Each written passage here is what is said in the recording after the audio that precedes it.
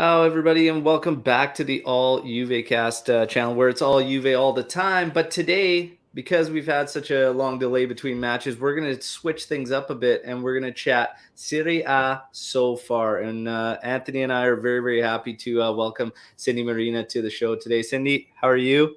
Good. Hey guys, thanks for having me. I'm super excited. Absolutely, our pleasure. And yeah, we thought we'd kick it off. And we're going to start doing this a little bit more frequently. And that's when there's a big gap between games. We're going to start meeting some of the Calcio community and meet those faces that are out there because it's a massive community and there's a lot of talented people out there. And yeah, we're going to kick it off with Cindy. So Cindy has a lot of titles to her name. So there's quite a background there. And without me kind of spilling the beans or anything, let's have Cindy tell her story about maybe the early days and playing collegiate volleyball in the States, and then how you ended up presenting Serie A.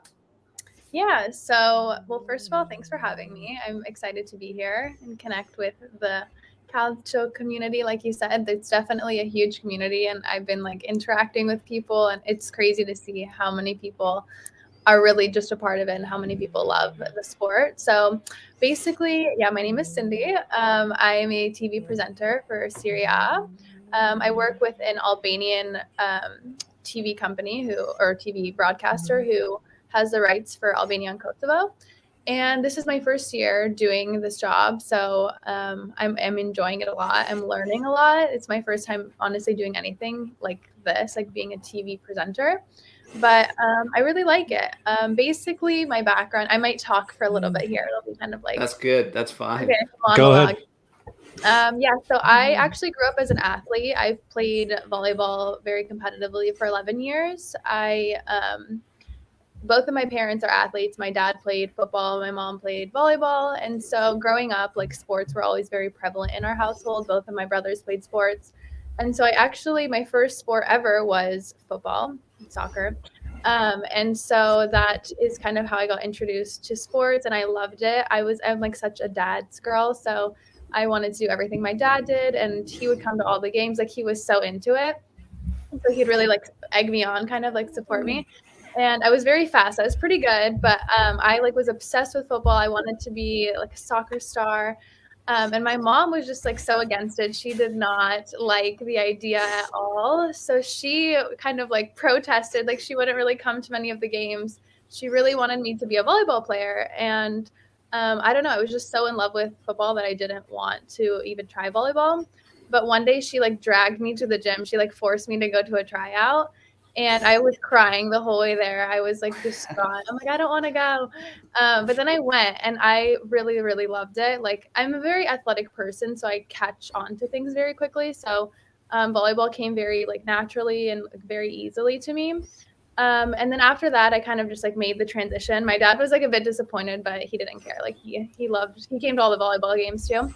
And so then from there, Dads don't care. Dads don't care. We don't care. We don't. They don't. They'll support anything. So, so I started playing very competitively, training competitively. I went to Duke University my freshman year, and then I actually ended up transferring to the University of Southern California to finish out my volleyball career there, I guess. And so I played competitively, played D1. I also played for the Albania national team, and so I was the youngest player to ever play for the national team. I played for when I was 17 years old for my first year, and we did really well. And so basically volleyball sports were always like the center of my life. Like everything revolved around volleyball and just sports in general. And then I'll keep going. You guys can stop me whenever. But then I guess go ahead. No, I was going to say that, we've read into your background, and you've probably completed more in your life than I've done in my entire life. So it's very it's amazing how especially D1 athletes, how the level of like competitiveness for that's required, and I'm sure you're taking that into your professional life. So I guess I think you were going to get to it, but it's amazing. I'd like to hear the transition from college athlete to now, even though you did play football growing up. How do you make in a year, like especially during COVID, you go from a D1 athlete on the West Coast of the U.S. to now a presenter in Serie A. How did that all come about? That 1 year from 2020 to today? Yeah. I mean, it's definitely like a crazy, I don't want to say it's a crazy story, but like when I hear it this way, I'm like, wow, that is like such a big change. But so basically in 2019, I won Miss Universe Albania. And from that, like I kind of became more well-known in Albania. And I presented Miss Universe Albania last year. And so that was like my first like hosting gig, I guess. And then the company that I work for, they actually like the rights went up for auction. I said that in another podcast too, for bidding. I don't know why I said auction. Auction biddings, they were fine. Same thing, whatever. So it was like a bidding thing for the rights for Serie A this past year. And so they won the rights, and they wanted to do something completely different as to like what the other people had done years prior. And they wanted to bring like kind of the game to your home. I mean, like the environment to your home. So that's where the idea of going to the stadiums came. Like no one had ever done that before in Albania. And so they kind of knew about my background. They reached out to me. I was actually in Albania just for vacation for summer. And they like reached out to me and like kind of just explained it all at once. And it was like a lot of information. I was like, oh my gosh. Like I was like, oh, I don't know. Like I'll think about it, you know? And so then once I thought about it more, like obviously I know that Serie A is huge. Football is huge. And like it was just such a great opportunity that I couldn't pass it up. And so I just decided to not go back to California. I ended up staying out here.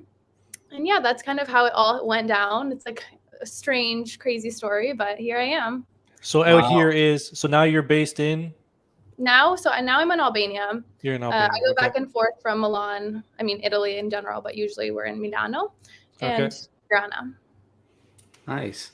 Yeah. So way more than I've ever accomplished. Yeah, way more. It is wild to break it down like that in such a short time frame and whatnot. But that's fantastic. And do you have some favorite moments or players met or coaches like that have come up while you've been presenting Serie A? Yeah, so I mean, I've had like a lot of crazy. I have to tell a really cool story. I think you guys will like it, especially because this is the Juve cast. So it was like my second game ever. It was Udinese Juventus. It was the second game of the season, I think, or like my second game of the season.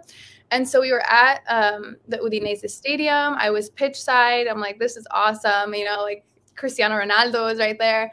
And obviously being an athlete, like he was like such an idol, like such an inspiration, I think, to every athlete, no matter the sport.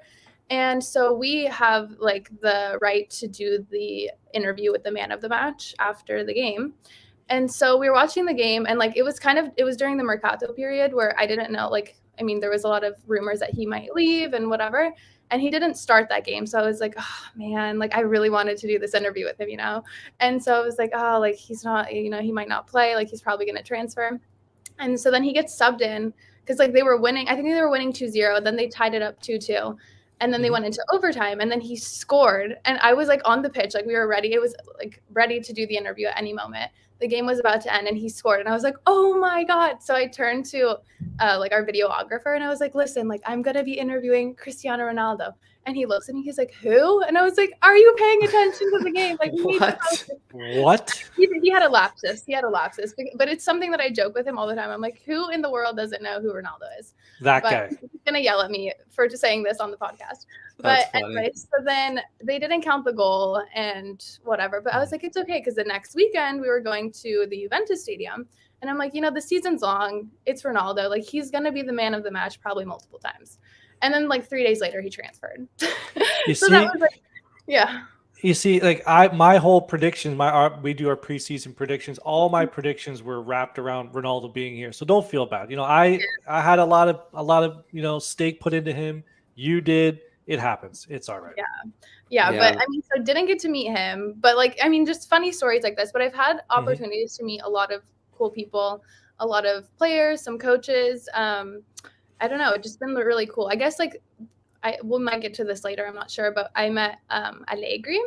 So he was very, very nice. I was like I mean, obviously they've all been very nice, but like he was very conversational, like very friendly, like as if we'd known each other for a long time. So that was like a very nice, pleasant surprise. And I enjoyed meeting him as well. So do you get to do pre-game interviews as well, or is it always just post-game interviews? No, we just do the post-game. Just post-games. Okay, and that can be difficult sometimes because if the team doesn't play well, you know, you gotta Do you find that you have to, kind of prep your questions or, kind of change your questions at the last minute depending on how the game goes?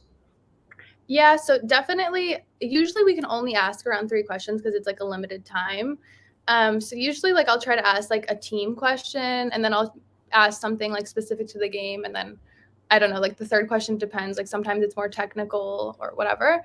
But I don't know. It's like usually the team that won because it's like the man of the match. Like I don't really know exactly. I haven't figured out how they pick who it is, but usually We don't they're in know good either. spirits. Yeah.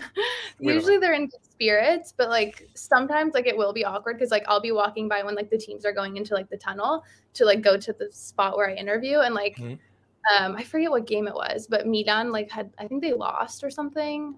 Yeah, I think it was Juve Milan or Milan Juve. I don't remember if they lost or if it was a tie. I think it was a tie. We drew that game, right? Yeah. We And drew so both. then like all the players were walking by like super upset. And like sometimes I like to like, hey, you know what I mean? And like they were just like not having it that day. So, but no, for the interview wise, usually I don't really like, I mean, usually they're in good spirits, I would say. So it's not that you have to like be that. I think they're fearful. used to it too. They're professionals. Yeah. Despite any results and whatnot. So you kind of got to the next one with Allegri because we saw that you had met him and whatnot. And then Tony, I think, had a question there about Allegri. Okay. Did I have one about Allegri? Yeah. Is he the greatest coach of all time in your eyes? Oh Yeah, my you can be honest. goodness. Go ahead. Oh, Greatest coach of all God. time. We have a lot of Juventini who will say not even close. So don't feel Yeah. bad. I mean, with this season, I'm not sure you guys would be that. That's sure. But I don't know. I don't think he's the Fair greatest enough. coach of all time. I don't even know who I would say off the top. That's a difficult question. I to know ask. who Yeah. I would say, and it isn't Allegri. Who? Lippy for me, Yeah, always. Lippy, yeah. We're a little older. We like the older stuff. I We tell you, live after in the past. yesterday, Ancelotti's getting a ton of love all of a sudden, and depending on what he does this season, he might cement himself as one of those best club coaches ever. So, interesting stuff. Now, I guess we'll. That was great. Also, just hearing your background, amazing stuff. The story, like it's so much of it, and it just kind of blew us away, like in such a short time frame. And again, like Anthony and I are just reading it and thinking, "Wow, what have we really done in our lives?" Yeah, I'm trying to look around. I'm like, I haven't done any of that. I know. I'm like, wow. it's Okay. not So that. very impressive stuff. Very impressive stuff. Now, being one of the fresh faces of Serie A, was there a club growing up, because obviously your dad was into football and whatnot, that you guys supported together? I'll say that my dad and my older brother are like super crazy Milan fans. And so they like, obviously I grew up hearing about Milan, like they have the jerseys, they watch the games, all that jazz. Yeah. And so I would say like, yeah, like I have maybe like a bit of a softer spot just because of my dad and my brother. But I don't know, like I guess I could just say them, but I will say because I started working with Milan Channel also. And like after that, like Okay. I swear my dad was like way more like, I mean, I was obviously really into it. I was super excited, but my dad is like another level. Like he's like my number one supporter. And so when I got that, he was like, oh my, like he called me. He's like, oh my gosh, like I can't believe this. Like if you ever get to interview, he's obsessed with Van Basten. He was like, if you ever get to interview him, like I need to be there. I was like, Dad, like I don't think I'm gonna be interviewing him, but okay, like sure. But anyway, so I think Milan would be the one that I would say. That's pretty So cool. quick story about Van Basten. I watched that Dutch Trident there in the early '90s, and they were. I agree with your dad. Unbelievable. They were playing in Toronto, where I'm from, many moons ago. They were playing Flamingo. So after the game, one of my brothers jumped over the wall and ran onto the field. He was probably 12 years old. He ran right up to Van Basten, and Van Basten was doing an interview. And Van Basten stopped the interview and looked at my brother, and my brother, we could speak Italian pretty fluently. And he had a whole conversation with our brother, and the interviewer was like, can we finish this? And he stopped it, and he wanted to talk to the young kid who ran on the field. So that's pretty cool. He's That's a good great dude. stuff. And yeah, the Milan of the 90s was, I mean, I grew up same thing, and it was unreal. Like despite being Juventina, I mean, nobody could deny that club and that talent, that roster was stacked. Before we get further into Serie A, though, Cliff has a great question. What is the most difficult part of the job, Cindy? Yeah, I'm just reading the rest of the question. It's a long question, Cliff. I think, I don't know. I think the most difficult part of my job, I would Is it the say, travel? Maybe the travel or like prep work? I No, would just no. say like maybe like more a deeper answer would just be like, as a young girl, like in this field, I think that there is like a lot of judgment that gets like placed, and that's something that I was aware of like coming in, especially. I don't want to say like Albanian fans, but Albanian fans love Serie A, and so like this is like the league that they are the most passionate about, and so I knew like I had to be on top of my game. So for me, like that was, I just used it like as a motivation to just become more well prepared and like learn as much as I could and just really like dive in, because like I said, like I grew up, I always loved the sport, but it's not that I was watching the league every single year before I started this job. So it was like a bit of a learning curve in the beginning just to like know, you know, what's going on. But I think that maybe would be like, I guess the hardest part is just like overcoming those misconceptions. But yeah. But that's anyone starting a career, or especially a career where I wouldn't, maybe you don't have a lot of background in it, so you're gonna, there's gonna be a lot of hurdles, and Yeah. so far so good. I would just say just keep doing what you're doing. Maybe to add on to Cliff's question, and I know this is still new. You've only been in it a year. Is this something that you're gonna want to stay with, or are you thinking I'll do it for a couple years and maybe I don't want to throw your employer under the bus here, but No, is this something that you're like, oh, I never thought about this before, but now I love it. This is something I want to do long term? I will say it's definitely something that I can see myself doing long term. Like I really do love what I do. Like I love my job, and I'm like, wow, like I'm very lucky that it all worked out the way that it did, because I always saw myself like doing something in media or television. I did like that route, but I never pinpointed sports or even like football, or just I like basketball as well. Really love basketball, but I never pinpointed sports exactly that would be like the place I would end up. But now that I'm here, just like when I like have a game day, I'm like, this is my job. Like this is so awesome. I get to go to the stadium, like I get to watch like the best football in the world, be around like amazing athletes. So it's definitely something that I want to do long term. And again, don't want no disrespect to your employer at all. Great people. Is maybe the plan to come back to the US eventually, or is Europe is your place? I really do love Europe. I mean, I always grew up like with a very European mindset or like culture, I guess, because my parents are both Albanian. I am like the first generation American born. And so my household, like we always like would be like very European, I guess, like speaking Albanian. And then all of my family lives in Italy. So every summer I would come stay in Italy for like 3 months at a time. And so it's always been like a big part, I guess, of my identity, I would say. Like I always loved Italy and Europe in particular. But at the end of the day, like I am like a very American girl. So I would say like later on down the line, I don't know when, but like I do see myself coming back to the US. But for the moment, I'm like, I'm young. Like I want to enjoy like this European experience. This is something new. So this is the time to do it, I think. Absolutely. That is the best point. This is the time to do it for sure. Yeah, Absolutely. absolutely. That's great stuff. Great stuff.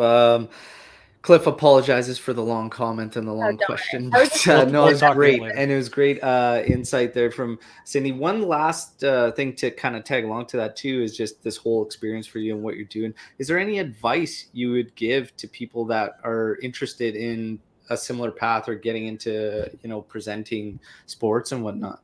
Yeah, I think like for me, the thing that I have like been learning, I guess, along the way, since I never had television experience, is that like aside from just the fact that you need to obviously know the league and like know what you're presenting about, there's like a whole other side that people don't really understand or like maybe think about, which is just like being in front of a camera and like presenting skills and just small things like that I guess like if you're a viewer at home, you really don't think about. But I would say if you really want to get into this, like just start with getting comfortable in front of the camera or just practicing and like doing as much as you can, that when you get to the league or get to like a show that you really want to be presenting, you feel more comfortable, because once you overcome that hurdle, like there's a lot of hurdles being in front of a camera that people don't realize. But I think it would just make it a lot easier to present what you're actually there to do, instead of thinking about like, oh, like how do I look, or like did I do something weird, or, Yeah. So I think it's a lot of thinking on your feet, right? Like you're gonna have to, and I'm sure you've already learned this a lot. Like, if you're interviewing an athlete and they give you a good answer and you want to follow up, you have to change your yeah, question from before. So I'm sure a lot of thinking on your feet, and that is good advice that you gave. That is for any industry, especially now with the COVID, people doing meetings on Zoom and having a decent background, a nice. mine is on. Nice So your guys is that's amazing. that's a European background you got there. That is like Yeah, I legit know. European background. It's Anyway, fantastic. but no, that's something I was thinking about too. I was sitting down, I'm like, oh my god, like this background. But anyway, okay. No, it's all good. It's all good. Don't worry I about got a question to kind of follow through with what you were saying too, in terms of getting comfortable in the camera. How did it change when the first time you were like live pitch side and with a big crowd there too? And did that change the whole aspect for you? Oh my god, yeah. Like I think one thing people don't realize too is like it's one thing to be like in a studio in front of a camera, which is like obviously you have emotions, but when you're in the stadium too, like it's like a roaring noise that just doesn't stop. And then there's people like waving and like smiling, there's balls, like like there's a lot going on. And so it's a lot of emotions. It's very exciting, a lot of adrenaline, but I think like that creates like so many distractions that I don't know. Like I don't really know what advice that you would give. Like it's just something that you like live and learn, I guess. But for me, one thing that helped is like after we would do like a show, I would go back like the next couple days and like watch it over again, because you have like a feeling of like what I did, but I would see like, oh, like what I said here, like I don't know, just like little things that you can like always improve on. I think being your own critic, you always will grow in that way. But any athlete, like you obviously being a D1 athlete, that adrenaline in your gut, like you get it like pre-game, post-game, right? Oh Like yeah. you're used to it, so that's something that you can feed off of, especially even when you're doing your job. So that's awesome. I could just imagine how what kind of feeling that would be for sure. Yeah, That's great. I feel like for me, it would almost be easier in the stadium than the really? studio because there's so much going on, Yeah. and you could just be like, okay, here's camera, I'll do my thing. They've got enough going on that they can watch and stuff. So, but that's awesome.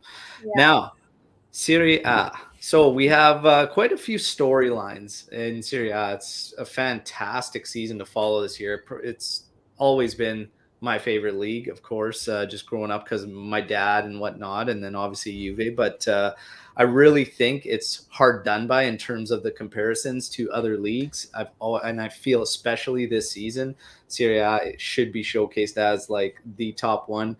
Sassuolo's got a great storyline with the Italians up front, Berardi, Scamacchia, and Raspadori with 32 goals combined. They're on pace to be in one of the highest Italian tridents in recent memory, and that includes, our own Ravanelli, Vialli, and Del Piero, and many, many other ones.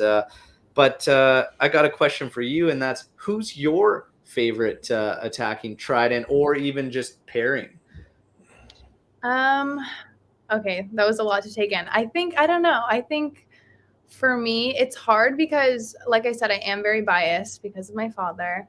And that's fine. Yeah, but I never saw them play when I wasn't alive yet. But like going back, hearing the stories, I have like watched a lot of highlights. I've watched like them in action because I got very curious. I watched documentaries, and so I would say like the trio, the famous Dutch trio. The Dutch trio. Yeah. I mean, obviously Van Basten. I don't know why. It's because of my dad. I'm very biased towards him. And the Ruud Gullit, like, I don't know. I just have watched documentaries, and I think that they like set the tone for what Milan is today and like the giant that Milan is. And so I think that's just so cool to be like part of such like an iconic history, and like to really set the groundwork for something much bigger to come. And I would choose them. Poor Frank Rijkaard is like the stepchild. You got Gullit and then Basten, and Rijkaard's kind of over there. He was a fantastic player as well. Like that, you want to know something? That goal that Van Basten scored, I think it was in '88 against Russia in the Euros. That volley from like almost like the end line, one of the best goals I've ever seen. So I know we're a Juventus show, but we're not.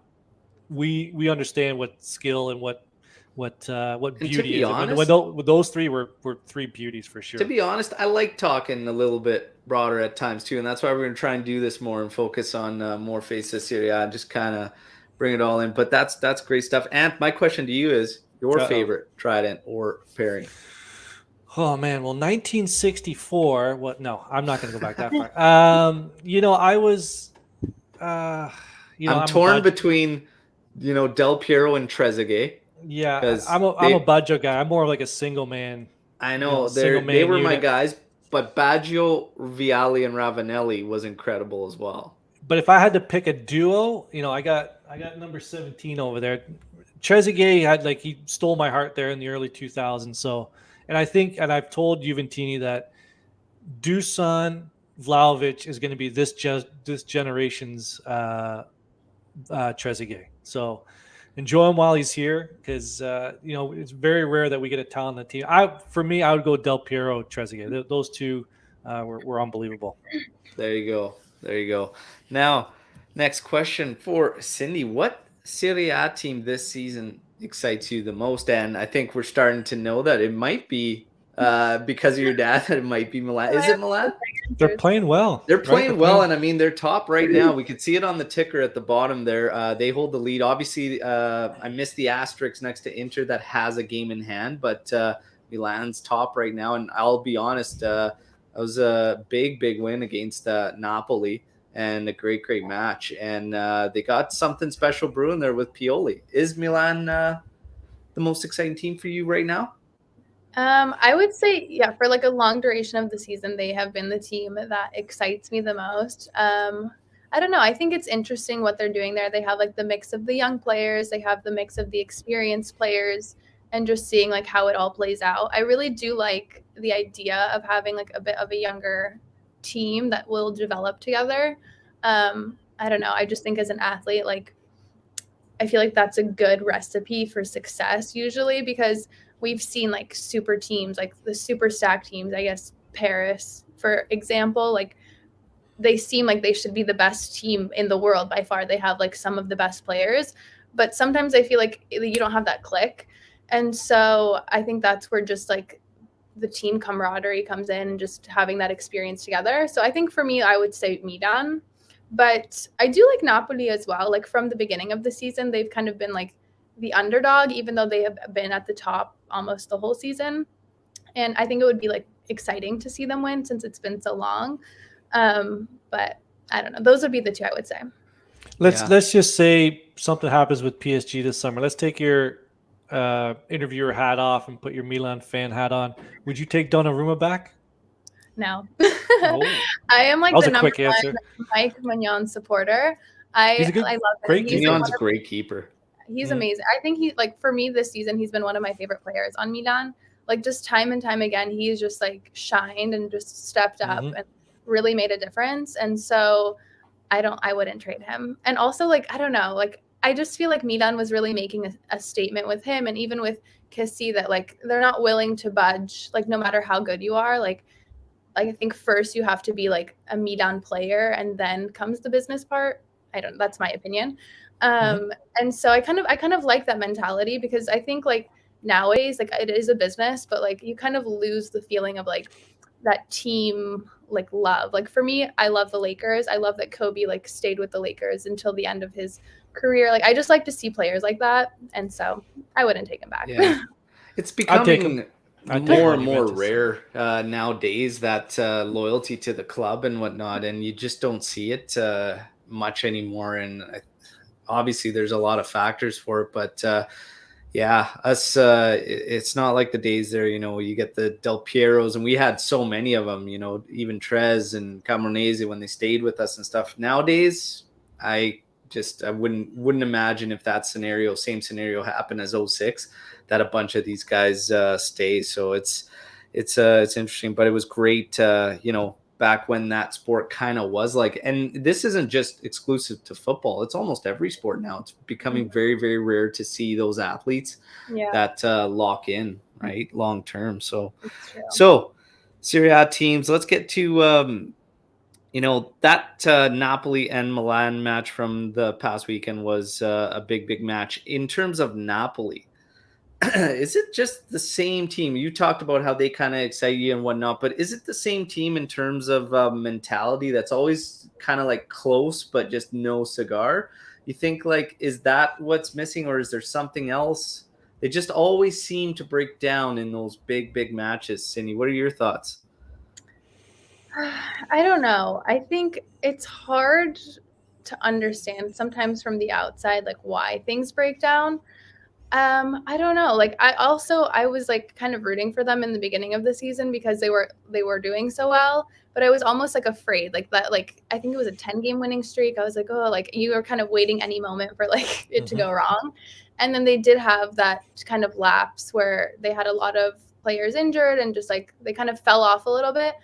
I don't know. I think I'm not sure. Like I don't really have the answers, I guess, why that would be why they have the breakdown. I think maybe the injuries might be like a big reason why they had the Osimhen injury, which he's like one of their key players, and I'm sure that set them back a lot. And even though he is back now, like coming back from such a big injury like that, I'm sure that he's not going 100%, even if he's like able to, just from that maybe fear or whatever. So I'm not sure, but I think maybe you can attribute it to injuries. I'm not sure what you guys think. That would be my best.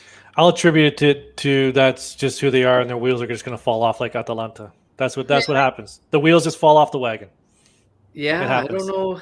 It's just there's all these teams that have these demons, and we know ours very well, Anthony. We know Juve's very, very well. Yeah. But Napoli's is, during this run, and I actually said if it weren't for Juve being in that decade of dominance, Napoli would have had, a couple Scudetti in there. At least two, yeah. But they got burnt, I think, during that period that they ran into an incredible Juventus. Otherwise, they would have had a couple in there. But they also had opportunities to overrun us, and they just crumbled at the most crucial moments. And it's just like this hurdle, this demon that when they get so close, something goes wrong. And, you've seen the Napoli fan tattoos of certain goals and moments where they think it's locked, and then it's like, okay, you're gonna have to get that covered up, bud.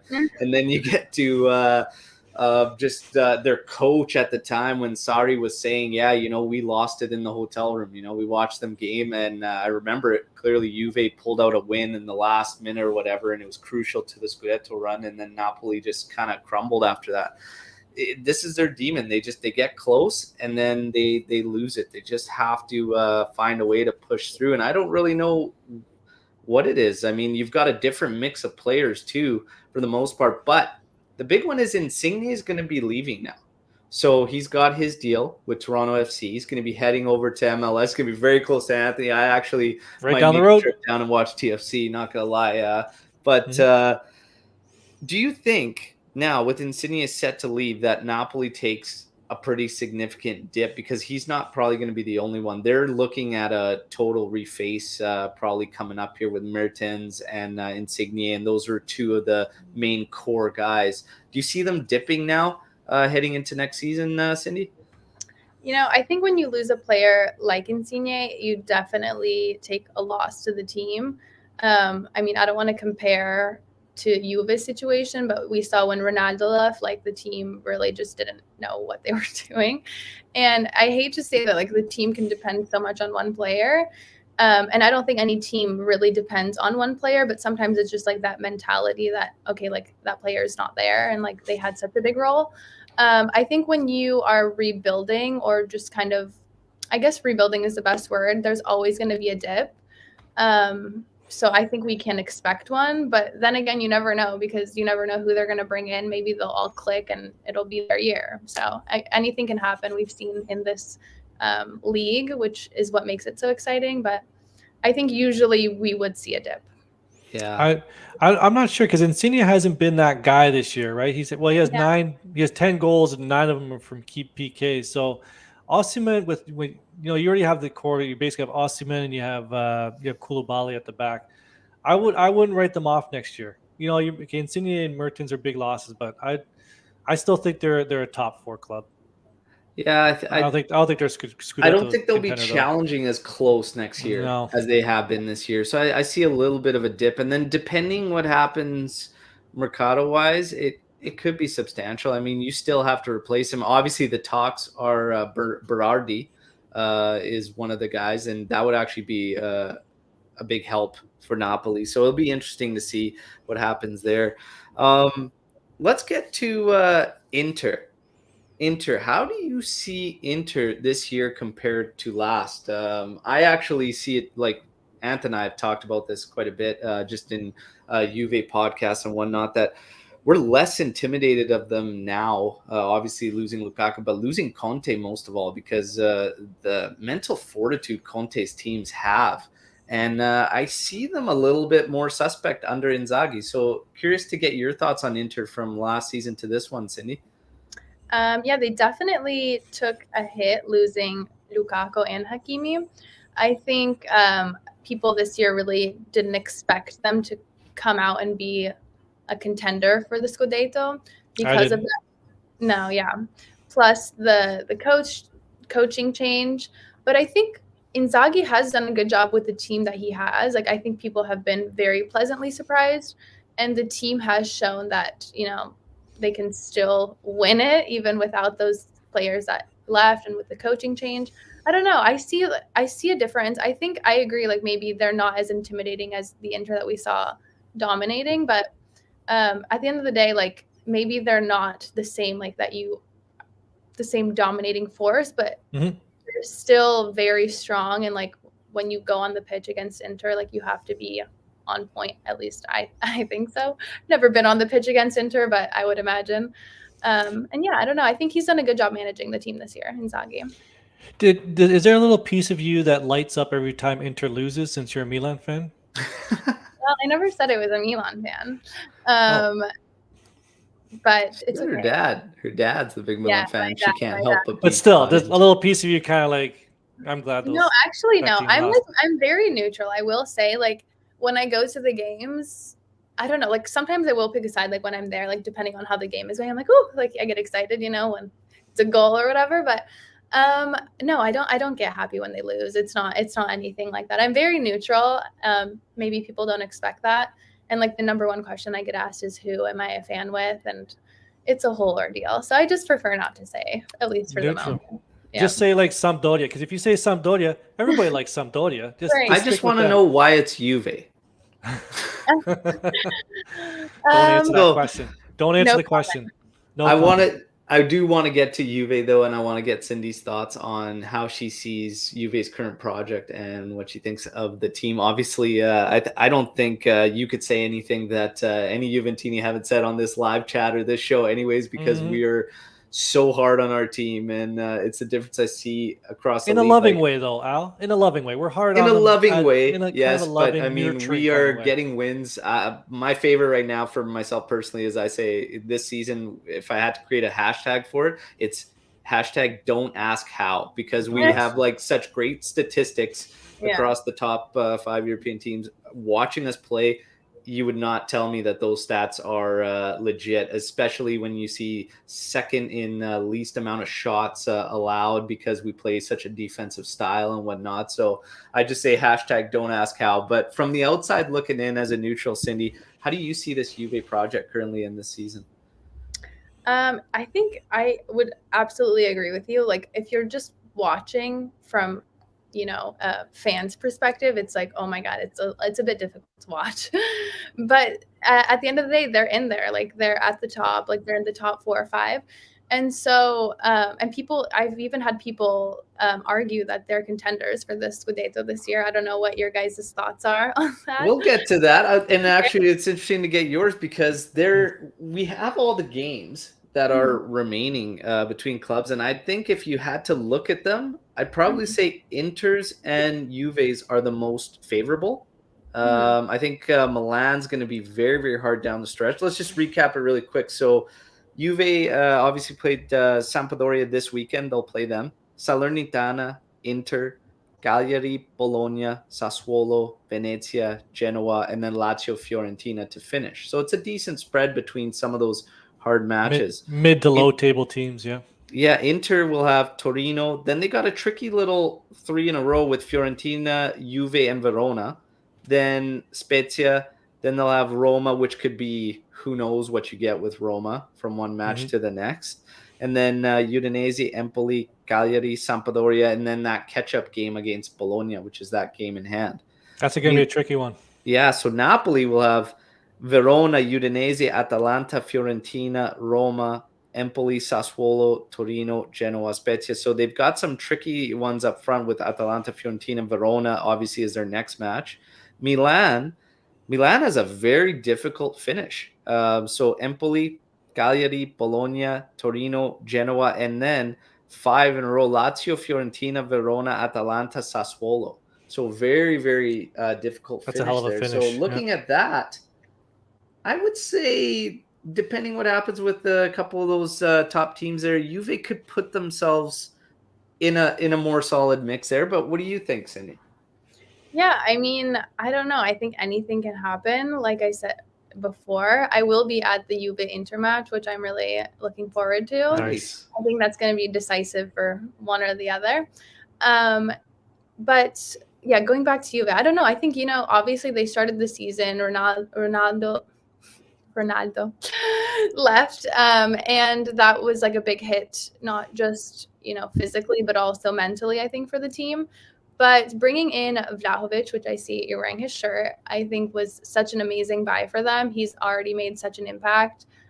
He's made history, in his own right. The Champions League goal, the Serie A debut, I think will be the player to watch for years to come. And I think he will be like the new star for Juve. And you've seen that they've really kind of taken an upward swing, not just when he came, but after he came, obviously it was a bit more apparent. I don't know. I don't know if they could be contenders. I don't have much of a comment on that at the moment. For the moment, I would say no, just because I feel like it's so hard to close that gap. But then again, you never know. You really never know. Okay, let's put it this way. I still think third is attainable. Mm-hmm. Third, maybe second. We're third place for sure. I think second place. I think. Well, I don't know. I think top 4, they're there. I think looking at those matches, I expect a wild finish. Yeah. And I think we're going to see a lot of interchanging still because those tricky matches. That one, that's going to be fantastic for you presenting, Cindy, because Juve Inter, that one's going to be huge with big implications on that race. So, congrats on getting that one because that's going to be a stellar one to be at. Now, we are going to put you on the hot seat here because we're just going to basically say, before we get to that part of it, just who is taking the Scudetto this year? Oh my gosh, I swear. And yes, we are going to review at the end of the season. Yeah, we're gonna clip this and send it out. Okay. Also, I will say my predictions this year have been horrendous. I have not predicted one game correctly. Hey, join the club. You're in the right company because we do prediction challenges every match day live. And it's not too pretty. But it gives the live viewers something to try and win because you only have to beat us. We're not very good. And then they get sticker packs from our sponsor, Striped Arts Apparel. So amazing. We're not going to hold you to anything crazy. But who do you think at the end of the season will hoist the Scudetto? Oh my gosh. It's between who I think and who I would like to see. I don't know. I think for sure it's going to be in my head and my heart. I think it's going to be between Inter or Milan, even though I would like to see Napoli up there. I just, like we said before, I don't know if they have what it takes to make it to the end and push through. I think it'll be Milan. I think they want it. They want it this year. They're right there. Milan. I don't know. I still kind of picture Inter as last year's Inter, but they're not last year's Inter. So I think Milan's gonna sneak through at the end there. They got that good schedule. I think that makeup game with Bologna and Inter, whenever they play that could be like a midweek thing that could affect Inter's next game. Could be short rest between games. Because Atalanta also have a makeup game, and theirs is against Torino. So whenever that one's played, Atalanta, they stink anyways. But I think it's gonna be Milan. I think Milan's gonna finish this off. Milan, eh? So you think Milan? I am just optimistic to a fault sometimes, and I'm going with us. ride or die that thing until it's mathematically impossible. I'm saying respect. you would pull something crazy out, and oh yeah, we'll see. It ain't gonna be pretty, that's for sure, because it hasn't been so far. But ultimately, nobody's gonna look back at a season and say, "Oh, well, they played this way." Nobody's gonna care. You just want to get that trophy. So, who do you think will win the Capocannoniere, Cindy? I mean, right now it's between Immobile and Vlahovic, which are two, great goal scorers. I think for me, I would say Vlahovic, just because I don't know. He seems fresh. Like, I don't know. He has a little spark to him that I like, and I think that he could be it for the next 2 years, even if he wins it. There you go. There you go. Anth, locking in on our man Vlahovic. But man, that Immobile, he just scores goals. That's all he does in Serie A. He just scores goals, and he scores them in bunches when he does score. Based on our Juventus's play with Vlahovic, it's gonna. I don't really see us giving him the service unless something happens when everyone gets healthy and comes back. I'm gonna go with Immobile here. You're gonna go with Immobile. So Yeah. Edgar's joining you in saying Immobile. And before we get to a couple of the last questions, I'm going to give everybody an opportunity that's joined live to send your questions in the live chat, and we've got a little bit of time to get to some of those. Cindy, do you still have a couple minutes? Are you're good? Okay. Yep. Now, who do we think is deserving of coach of the season? That's a hard deserve. Question. Okay, give me like a second to think about it, and one of you. Anth, what do you? Yeah, we'll let Cindy think about it. Anth, what do you think? Who do you think? Yeah, see, there's nothing. Deserve has nothing to do with sports. It's earned. Like you earn things. Okay, who's gonna get it? Who's gonna get it? See, the top clubs never win it. It's always one of those mid-table teams. Everyone's calling for Italiano at Fiorentina because of what they're doing. But what are they doing? They're a mid-table team that's still a mid-table team. So. They can make things very interesting and slipping into a Europa League spot, but they need some help there to get there too. But it has been great for Italiano. If Rome makes a run for the top four, you have to look at Mourinho. Even though all his antics and all that stuff, if Rome goes on a run here, you might have to look at Mourinho for this. Yeah, I think Pioli's in the mix. Pioli's in the mix, yeah. I think Pioli's in the mix, despite the fact that, I get what you're saying, that usually it's those teams that, based on their expectations, really, really exceed them. But I think Pioli would have to be considered there. Yeah, for sure. Inzaghi's not going to be, I wouldn't say, teams probably see in the mix and whatnot, but he took over the reigning champions.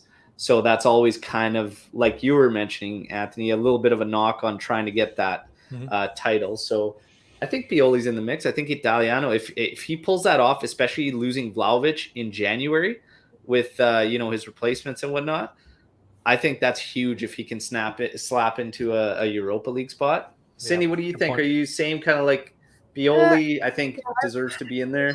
Towards Pioli. Oh my God. I mix my Italian accent with the English one. It gets messy. But I do like the Marina idea. I mean, I think Rome, they're interesting. I don't know. I'm not sure. Like for this one, I'm not really sure about my answer, but we can go with Pioli. Yeah, Rome's a funny team watching them this year. Just kind of all out of sorts. And like Mourinho is so funny in general because like he builds this like family type atmosphere right out of the gate. So he makes it like a family, and he'll protect guys and he'll say the right things. And then all of a sudden there'll be a moment where he just flips and he starts hitting on certain players and targeting them in interviews. And you're like, well, that kind of contradicts what you were building at the start. And then all of a sudden they kind of rebound, and it's always ugly with Mourinho, but somewhere along the lines, I mean, he gets something done. But there's a lot of discussion saying that he's one of these managers that is kind of a dinosaur and should be moving away. Allegri's been labeled as one of those guys, and Juventini get into the Allegri discussion all the time. But I mean, Ant, should Allegri be in the discussion? Say we get second or even higher if he took this team that was fourth last season and barely got in there and needed help on the last day. Should he be in the mix? Going back to Rome real quick. If Spinazzola comes back and plays how he was in November, or at the Euros, watch out, man, because that team with Zaniolo picking it up and Tammy Abraham, they're gonna be a problem for some teams. Allegri, man, the way we talk about Allegri, Juventini wouldn't vote for him, that's for sure. But if he takes a fourth place team to a fourth place finish, I don't know. But this 14 games unbeaten, you can't overlook that. Most points since January. I think he'll be in the mix. I don't think he'll win it though.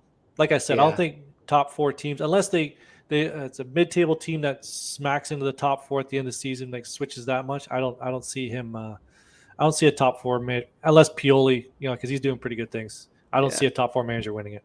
Cindy, you think Allegri should be in the mix? No. Just simply no. Yeah. And that's just because you think that roster should be in that position?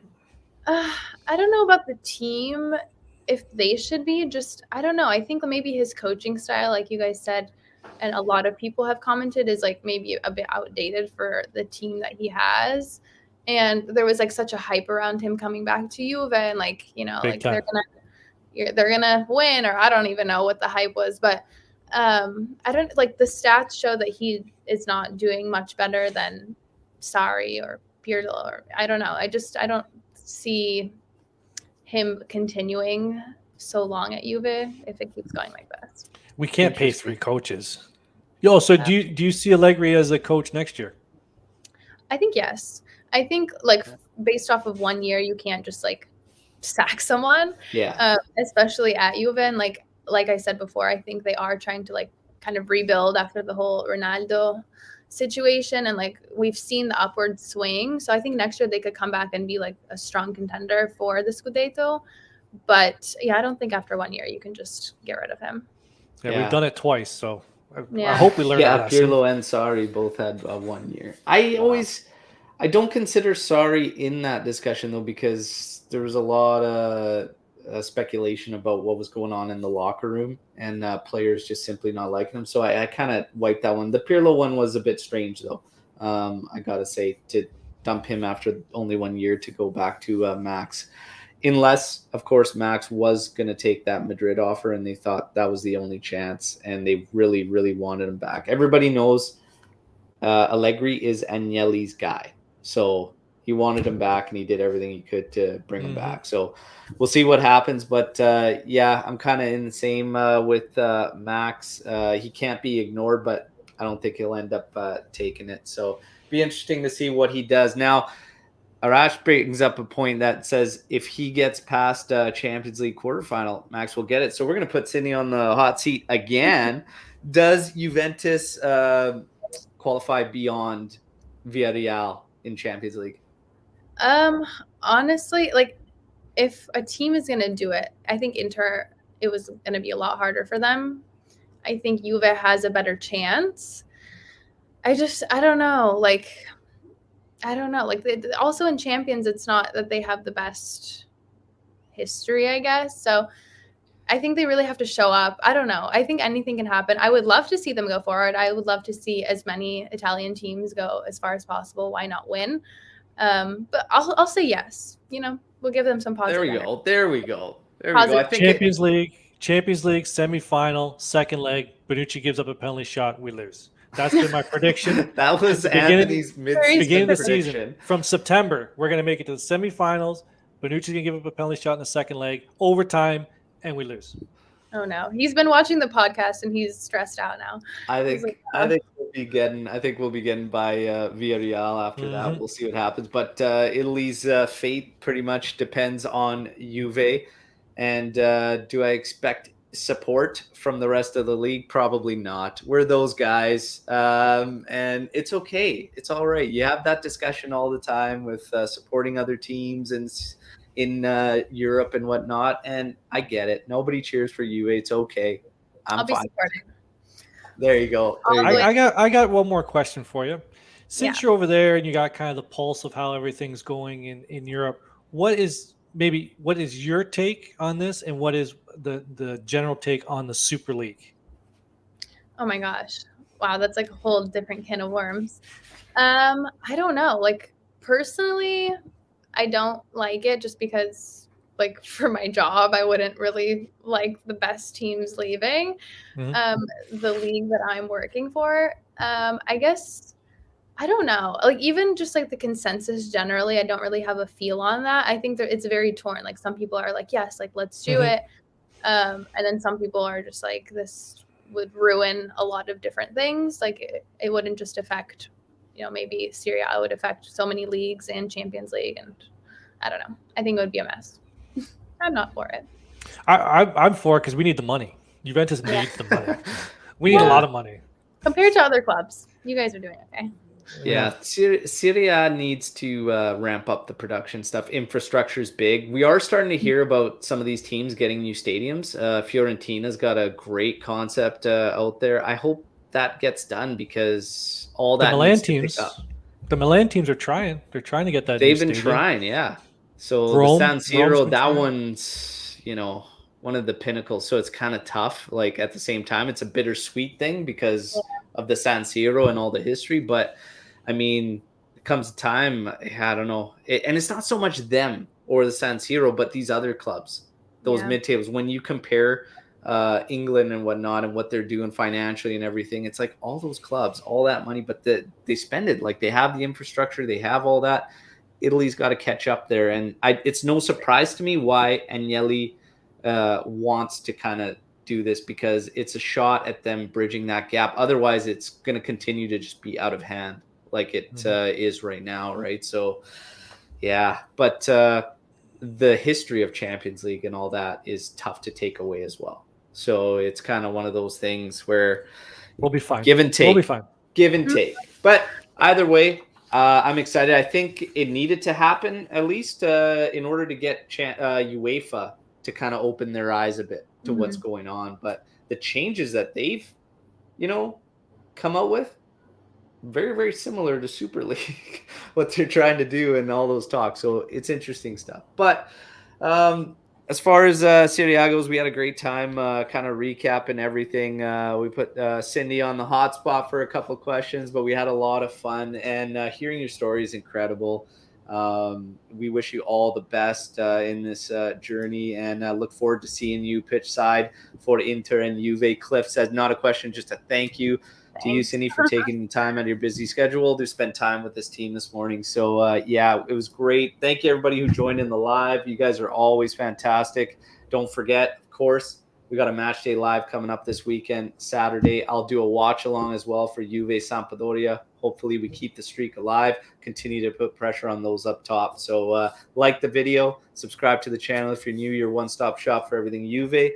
And we're going to let Cindy say goodbye and any closing thoughts and whatnot. So where can people find you? I put your handles here for Twitter and Instagram in the chats. Where else can we find you? Find me pitch side. Other than those social medias, I don't really use much. I mean, those are the main ones, so Instagram and Twitter. But thank you guys so much for having me. I really had such a good time. It's so much fun connecting with people all over the Calcio community, and I know you guys have been doing this for a while, so I am super happy. I will support your guys' podcast, your guys' YouTube. I'll shout you out. And thanks for having me. I really had a wonderful time. Thank you. That's awesome.